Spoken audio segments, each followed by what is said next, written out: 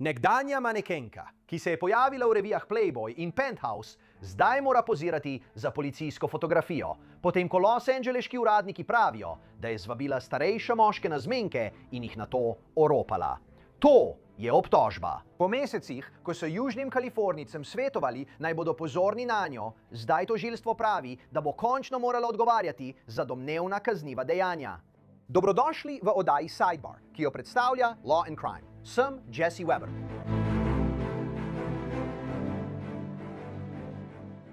Prvič smo vam poročali o 28-letno Advo Levi, ki včasih uporablja umetniško ime Mia Ventura, lansko jesen. Zdaj so organi pregona okrožja Los Angeles očitno izdali obvestilo s fotografijo, ki naj bi bila z njenega vozniškega dovoljenja, ter s podrobnostmi o avtomobilih, ki jih je vozila. Črni Porsche SUV in beli Mercedes-Benz limuzina. Zdaj pa dobivamo nove podrobnosti iz urada okrožnega tožilca okrožja Los Angeles o domnevnih zločinih Levi in o tem, kdaj bi se lahko pojavila pred sodnikom in poroto. Torej, po navedbah tožilstva je Levi med letoma 2023 in 2025 obtožena, da je uporabljala aplikacije za zmenke za vzpostavljanje odnosov s premožnimi, starejšimi moškimi in mlajšimi ženskami. Vse to naj bi se dogajalo v območjih Westlake Village, West Hollywood, Los Angeles in Beverly Hills. Domnevno naj bi si pridobila dostop do njihovih domov, tako da se je predstavljala kot dekle ali spremljevalka na potovanju. Obtožena je, da je ukradla gotovino, zlato in luksuzne izdelke prestižnih znamk. Trenutno je obtožena 6 kaznivih dejanj. 2 točki neupravičene uporabe osebnih podatkov, 2 točki velike tatvine, 1 točka vloma v stanovanjski objekt prve stopnje, 1 točka vloma v stanovanjski objekt prve stopnje v prisotnosti osebe. Okrožni tožilec Los Angelesa, Nathan Hochman, je v izjavi dejal, citiram: "Na sojenju bomo brez razumnega dvoma dokazali, da je obtoženka izkoristila zaupanje, zgrajeno prek spletnih odnosov, da je pridobila dostop do domov žrtev in jih okradla. Njena sposobnost, da zavajajoče vpliva na druge, bodisi osebno ali prek spleta, se je zdaj končala. Naše tožilstvo je zavezano k temu, da bo odgovarjal vsak, ki uporablja prevaro in manipulacijo za izkoriščanje drugih." In po navedbah tožilstva grozi Levi do 11 let in 8 mesecev v državnem zaporu, če bo spoznana za krivo vseh obtožb. Torej, res je veliko na kocki. Izrekla je, da ni kriva. Njen predobravnavni narok je predviden na sodišču v Van Nuysu 6. aprila. Za zdaj je na prostosti z elektronsko zapestnico na gležnju. To je zapisano v sodnem registru. Naročeno ji je bilo, naj se drži stran od domnevnih žrtev v tem primeru. In očitno ni le Južna Kalifornija, kjer je Levi obtožena izvajanja svojih prevar. Po poročanju ABC7 so bili proti Levi vložene policijske prijave v Nevadi, na Floridi, v Franciji in Italiji. Eden prvih, ki je javno spregovoril o tem, da naj bi Levi imela dolge prste, je bil podcaster z imenom Michael Sartain, voditelj oddaje Access Vegas. Za losangeleško novinarsko hišo KTLA je povedal, da je bila Levi gostja v eni izmed epizod njegove oddaje. In po njegovih besedah je Levi v nekem trenutku odšla v garderobo in ukradla kreditne kartice ter gotovino iz torbic vseh takratnih ženskih članic panela. Nato se je očitno vrnila, da bi bila del panela in bila je, citiram, povsem hladnokrvna. Za ABC7 je povedal, citiram: "Praktično je sedela tam 90 minut potem, ko je ukradla vsem kreditne kartice in gotovino iz njihovih torbic. V garderobi samo ženske gostje in je samo sedela tam, povsem hladnokrvna ter se pogovarjala o volitvah, medtem ko je imela vse stvari v svoji torbici, ki je bila tik za njo." Ena od žensk, ki naj bi bila žrtev, je za KTLA povedala, da je Levi poskušala z njeno ukradeno kartico American Express plačati več stvari, vključno z dragim frizerskim terminom v salonu v Beverly Hillsu. Žrtev je očitno sama opravila nekaj raziskav in pravi, da je ugotovila, da je Levi domnevno rezervirala termin pod imenom Mia Ventura. Druga domnevna žrtev je decembra za Los Angeles Times spregovorila o svojih izkušnjah z Levi, citiram: "Amber Karis Bassick, mednarodna manekenka za spodnje perilo in kopalke. Povedala je za Times, da se je Levi spoprijateljila z njo, jo povabila na potovanje v Ibizo z vsemi stroški plačanimi, vendar se je izkazalo, da je bil ta del o plačanih stroških predober, da bi bil resničen, saj Bassick trdi, da hotel o prihodu ni bil plačan. Tako je morala plačati več kot $2000, da se je lahko prijavila v hotel. In ko se je pojavila Levi, jo je spremljal taksist ki je zahteval plačilo. Leva je očitno povedala Basiku, da njena American Express kartica ne deluje v Evropi, zato bo moral Basik plačati taksistu. Od tam naprej Base trdi, da sta bila celo noč zunaj in skušala pritegniti starejše moške, da bi jima plačali hrano in pijačo. Prav tako trdi, da je Livi fotografirala kreditne kartice moških. Citiram: "Mislila sem, da je to dekliški izlet za ustvarjanje vsebin, a za Livi je bilo celotno potovanje le način, da me uporabi za privabljanje svojih naslednjih žrtev. Vse, kar je želela, je bilo iskati bogate starejše moške." Zdaj se je očitno tudi sama Livi odzvala na nekatere obtožbe proti njej. Daily Mail jo je kontaktiral, potem ko je bilo posebno obvestilo objavljeno, in povedala je, da za obtožbe ni vedela, dokler je niso poklicali. Po poročanju Daily Maila jim je Levy po telefonu povedala: "Mislim, da če se družiš z nekom zelo vplivnim in zelo povezanim, če ga razjeziš, je to problematično, ker te lahko resno zajusa." Ko pa je Daily Mail zahteval več podrobnosti o tej domnevni shemi, naj bi jim prekinila klic. Kaj še vemo o njej? Kaj še vemo o Livije? No, pojavila se je na naslovnici Playboya. Bila izbrana za Penthouseovo dekle meseca julija 2023. Leta 2022 je sporočilo za javnost podjetja Clubhouse Media Group napovedalo, da se pridružuje Honey Drip, ki je nekakšen tekmec OnlyFansu. In po navedbah tega sporočila je Levy iz Izraela. 2 leti je služila v izraelskih obrambnih silah. Po služenju je delala kot stevardeza. To je spet po navedbah Clubhouse Media Group. Vendar je pandemija COVID-19 prizemljila letala po vsem svetu in bila je odpuščena. V sporočilu piše, da je nato preusmerila svojo pozornost na rast sledilcev na družbenih omrežjih in delo kot manekenka.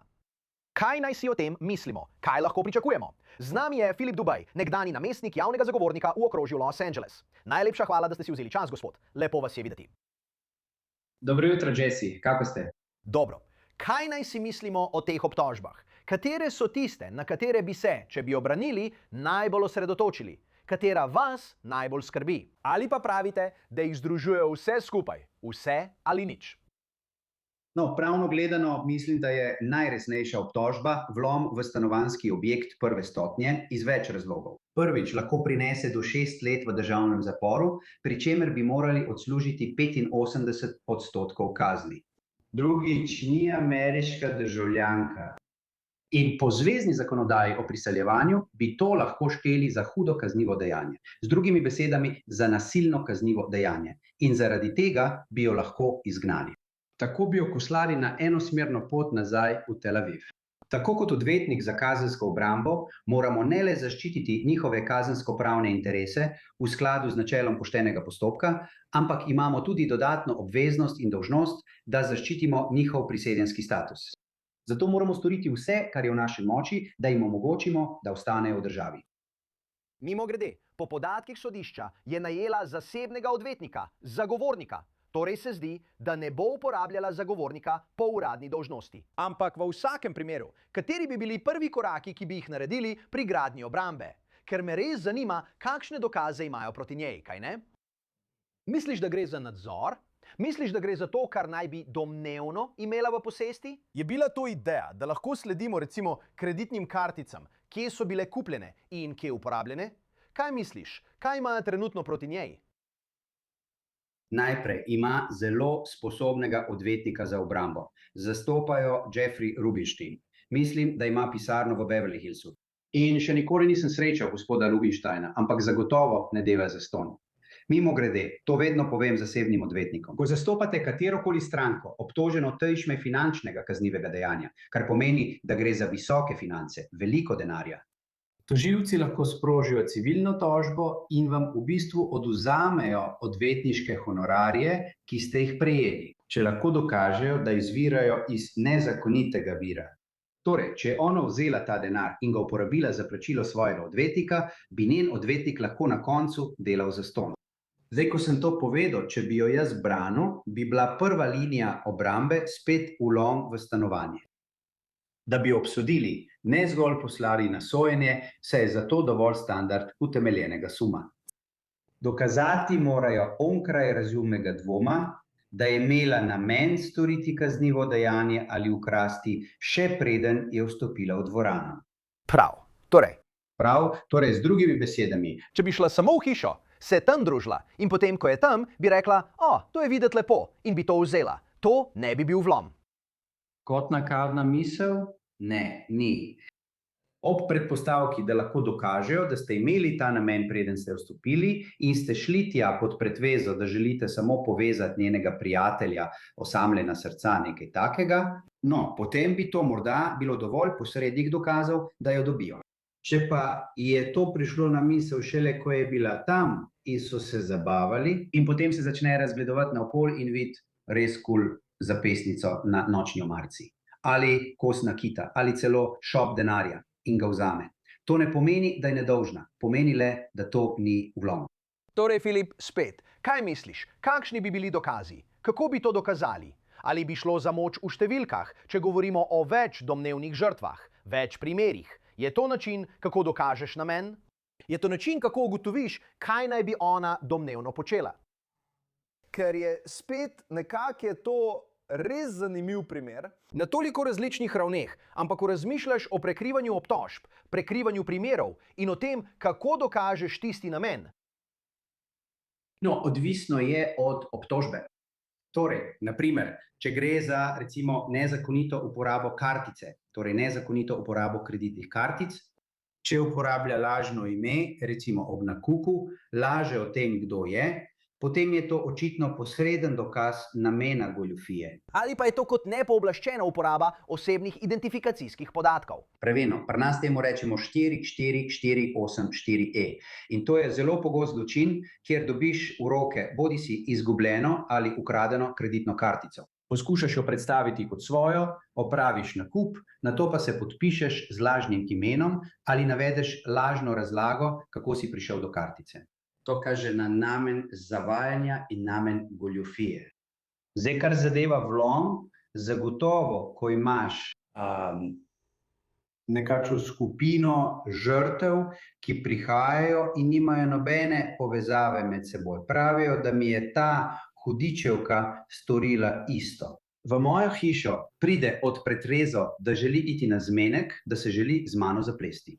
V resnici pa brska po predaljih, ko grem v kuhinjo, da ji natočim pijačo, ali če grem na stranišče, odpira omare ali pregleduje moje predale. Počne karkoli.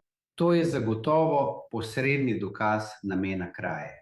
Kaj pa še dokazuje? Mislim, da bi lahko rekli, da je glede na okoliščine ta namen imela že pred vstopom.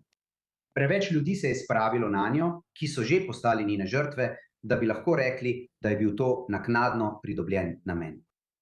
Kaj menite o njeni izjavi, domnevni izjavi, ki jo je dala za Daily Mail, kjer je dejala, veste, zdelo se je, kot da pravi, da je bila lažno obtožena, po krivem tarča, ker se je zamerila nekomu. Je to obramba? In potem je očitno odložila slušalko, ko so jo vprašali še kaj več o tem, kar je seveda njena pravica, ampak ne vem. Predvidevam, da bi to morda lahko bilo uporabljeno kot dokaz, mogoče, ampak ali vam to daje kakšno predstavo o obrambi v tem primeru?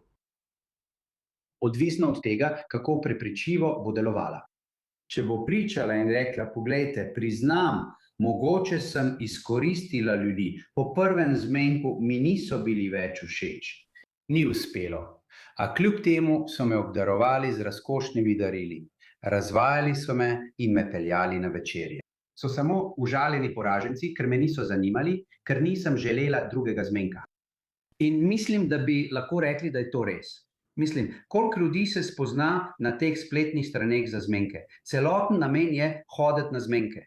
Če ne uspe, pač ne uspe. Torej greš naprej do naslednjega in upaš, da najdeš svojo sorodno dušo. Zdaj, po določenem času se bo začelo nabirati kot gradniki krivde, ker bo preveč ljudi reklo, da je po prvem zmenku ali že na prvem zmenku prišla k meni domov in me uporabila. Tako da ne mislim, da je to nujno užaljen poraženec ali nekdo, ki obžaluje, da je šel na tisti prvi zmenek.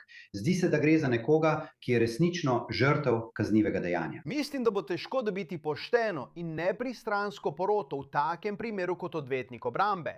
Ne zato, ker bi vsi vedeli za primer, ampak zaradi tega, česa je obtožena, kako izgleda, kako se predstavlja. Sprašujem se, ali bi to lahko bilo težko. Veš, videz in tudi te obtožbe, te so lahko zahtevne. Lahko je težko najti pošteno in nepristransko poroto, kaj ne? No, vse, kar je res pomembno pri izbiri porote, je, da lahko iz skupine kandidatov ugotoviš, da nihče še ni oblikoval dokončnega mnenja. Če nihče, ne glede na to, kaj so morda prebrali ali slišali o primeru, dokler niso sprejeli dokončne sodbe ali zaključka o njej, mislim, da lahko najdeš 12 porotnikov, ki so lahko pošteni in nepristranski.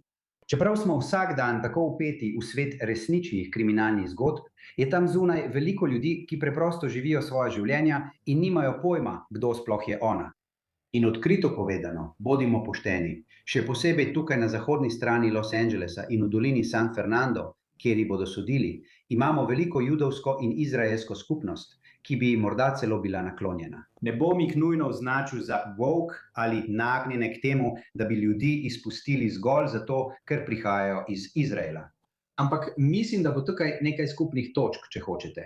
In morda jih bodo pogledali skozi prste, ter nikoli ne bodo pomislili, da bi kdo izmed njihovih lahko kaj takega storil. Predstavljam si, da je treba porotnike vprašati, ali ste videli njeno naslovnico, ali ste jo kdaj gledali na spletu. Mislim, če je res bila del te storitve, jih o tem vprašajo, kaj ne?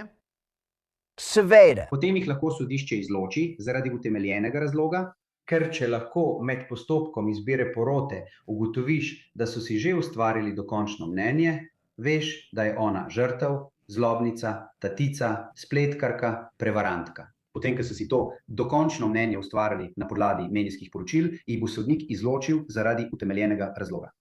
V redu. Mimogrede, misliš, da bo to dejansko šlo naprej proti sojenju? Nisi del primera, ne poznaš vseh dokazov.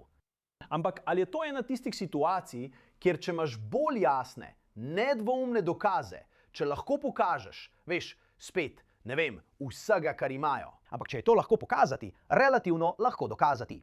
Nepooblaščena uporaba osebnih identifikacijskih podatkov. Ali pa lahko, veš, če obstajajo posnetki nadzornih kamer ali računi kreditnih kartic, karkoli že. Ali misliš, da je to primer, kjer bi lahko dosegli dogovor in kako bi ta dogovor izgledal?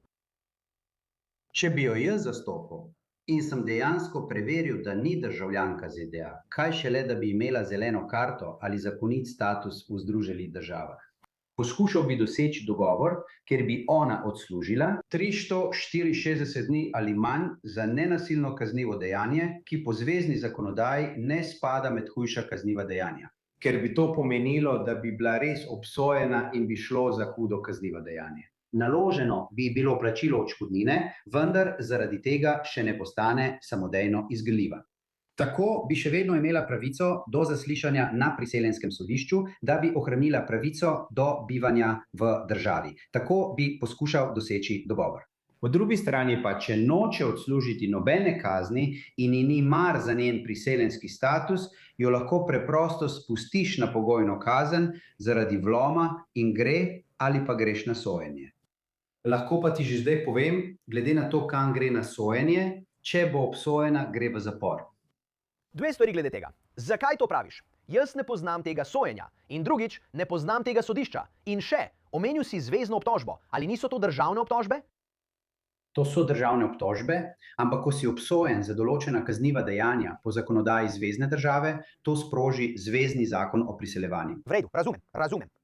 V redu. In zvezni zakon o priseljevanju določa določene vrste kaznivih dejanj, zaradi katerih si lahko izgnan. Razumem. Na primer, določene vrste oteženega vloma v stanovanje, kjer je lastnik dejansko doma v tistem trenutku. Temu pravimo vlom v prisotnosti stanovalca.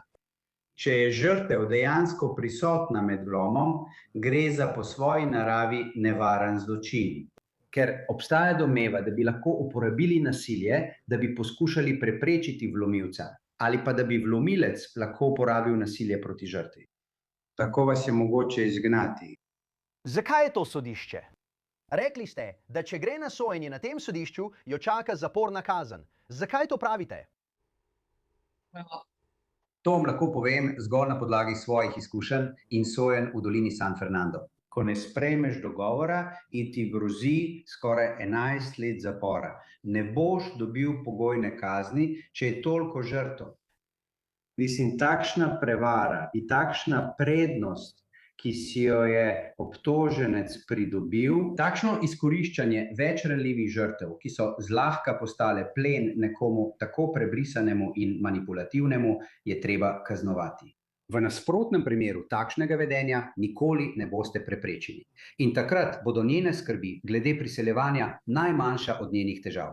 Šla bo v zapor. Filip Dubej, vesel sem, da ste z nami. Vse nam tako enostavno razložite, da lahko razumemo, še posebej kalifornijsko pravo in kaj se dogaja v Los Angelesu. Hvala vam, gospod, cenim to. Revija je na spletu, lepo se imejte. In to je vse, kar imamo za vas trenutno, tukaj na Sidebarju. Vsi skupaj. Najlepša hvala, da ste se nam pridružili in kot vedno, prosim, naročite se na YouTube, Apple Podcasts, Spotify ali kjerkoli poslušate svoje podcaste. Lahko nas spremljate tudi na NBC-jevi platformi Peacock. Če me želite spremljati, sem na X, Instagramu, pa tudi v moji oddaji na News Nation, Jesse Weber Live, od ponedeljka do petka ob 23. uri po vzhodnem času. Se vidimo naslednjič, vsi skupaj.